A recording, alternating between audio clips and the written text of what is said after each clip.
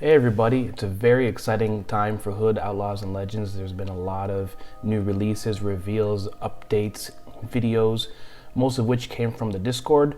So I'm going to be covering mostly Discord like Q&As, and I will get into some the Graveyard trailer. I'll get into the new map picture and the new gameplay picture and even an article. So the bulk of the video will be the Discord Q&A. So for you guys who are very active in Discord and have scoured everything, probably this video won't show anything new, anything that you don't already know.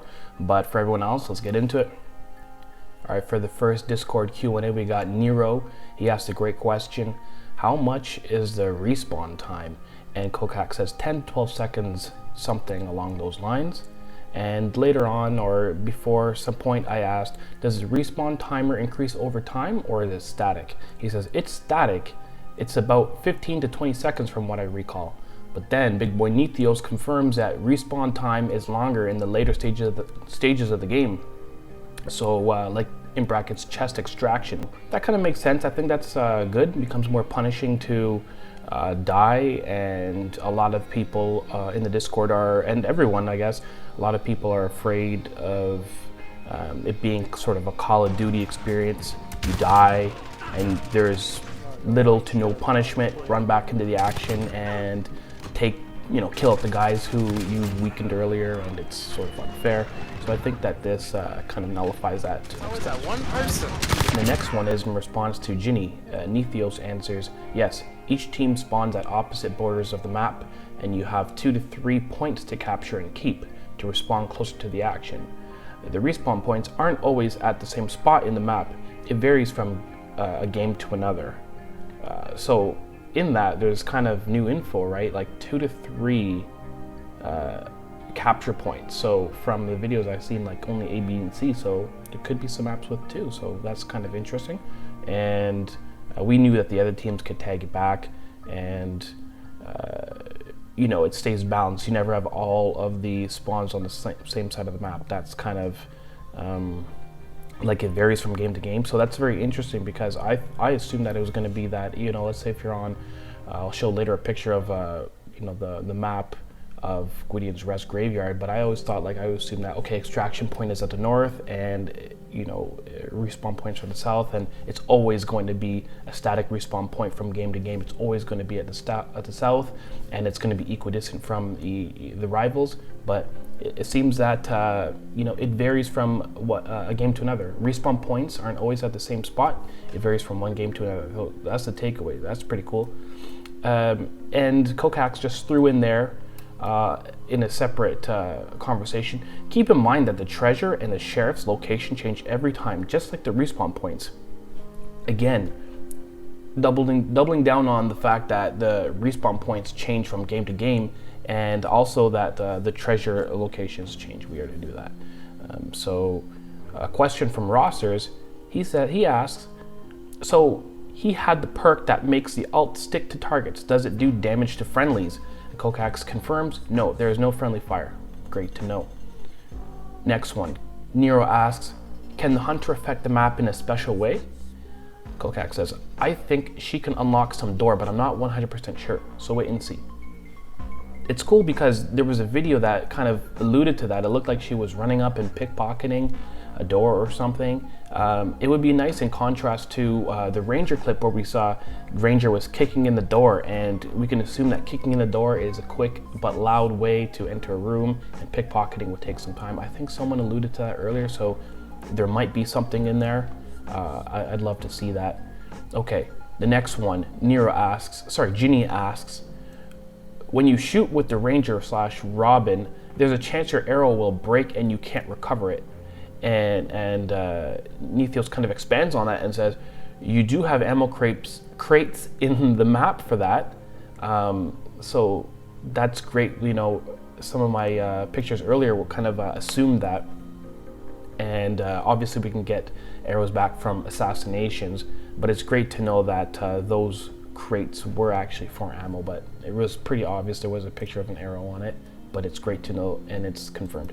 Okay, LS1, Do the arrows recharge when you respawn? Great question. Yes, you spawn with a full quiver, and that's pretty cool because someone kind of there was discussions about, okay, well, what is the meta going to be? Okay, I'm just going to kill myself to like get arrows back. And follow-up question, someone says, makes sense. At least they'll have to go out of their way to refill them. Is the refill limitless, or do you have to go to different crates to refill them? Great question. Nethio says limitless, but you can carry only up to 8 or 10 arrows. I mean, from gameplay so far, we've only seen a max of like 8, usually like 7, and so 10 could be some perk, or it could be that we have so little gameplay that we just happen to always see someone with 8. But I happen to think that 8 arrows as a capacity is probably a perk, but we'll see. Another question, TDF Crown asks, we already know that you will be able to ping enemies. Can we ping environment as well? Can we ping environment? Kokak says, yes, you can put a mark anywhere close to you. That's super exciting, man. I love that. We'll see how that goes. And another question, Fabsy asks, if his understanding of the alert mechanic is accurate. He was just kind of talking a whole bunch about how how he thinks he understands it, and then Kokak kind of confirms all of that and summarizes. It's pretty much what you've described. Yes, the guards will sound the alarm, and if they see you, they will be on high alert. If they see a body, they don't just give up. If they lose your trace, though, they will stay on high alert as well. Perfect, because a lot of people were actually worried about that kind of mechanic. They just, can be abused, and they just go back into hiding, and it kind of kills immersion. So perfect to hear that. Next one is Fabsy again. I doubt this, but can we hide bodies, or do bodies despawn after some time, etc.? Kokak says, can't hide bodies, and yes, guards respawn after some time. Very nice. Fabsy again. What happens when you run out of stamina? Are you unable to block, parry, evade, etc.? Kokak says, yep.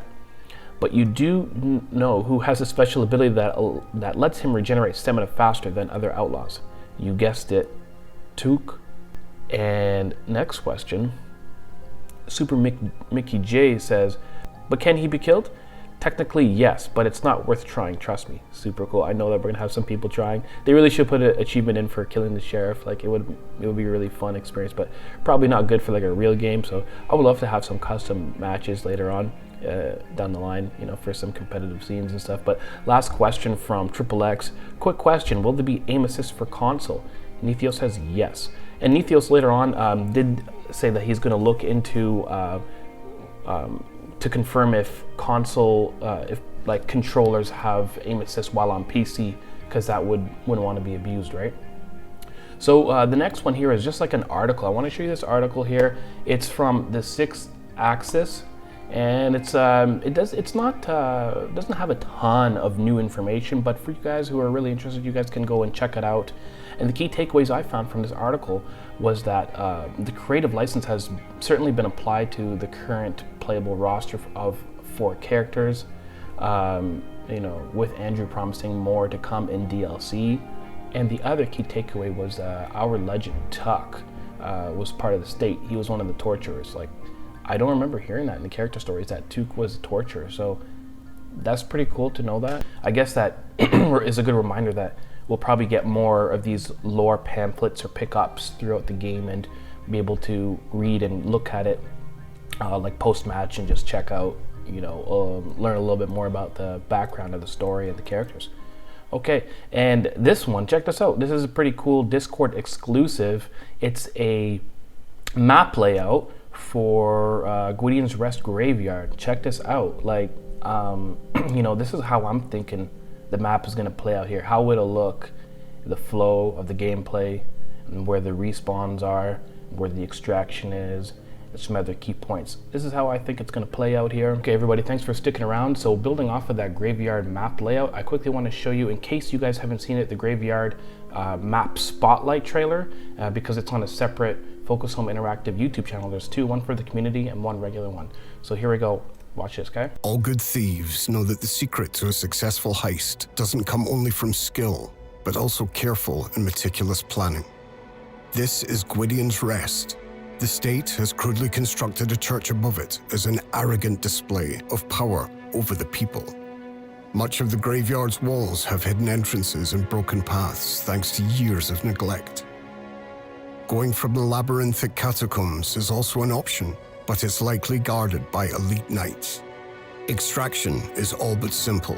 We have a boat waiting for you by the river. However, the docks are heavily guarded, and the winching point is in perfect view for archers. Gwydion's Rest has a lot of opportunities to outwit and outplay your opponents. Will you find justice, or will her catacombs be your tomb? All right, everybody, and the moment you've all been waiting for, the new gameplay clip. Here we go.